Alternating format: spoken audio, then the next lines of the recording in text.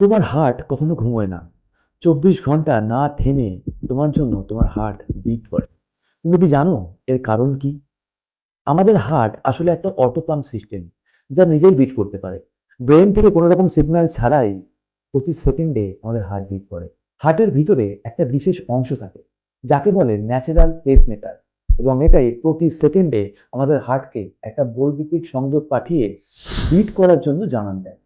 এই ইলেকট্রিক সিগন্যালগুলো প্রতি সেকেন্ডে আমাদের হার্টের উপশিরায় ছড়িয়ে পড়ে। তাই হার্ট কখনো রিডিং করা থামে না। ঘুমানোর সময় যেমন আমাদের হার্ট স্লো হয়, ঠিক সেরকম এক্সারসাইজ করার সময় আমাদের কিন্তু হার্ট ফাস্ট হয়ে যায়, কিন্তু কখনো স্টপ হয় না।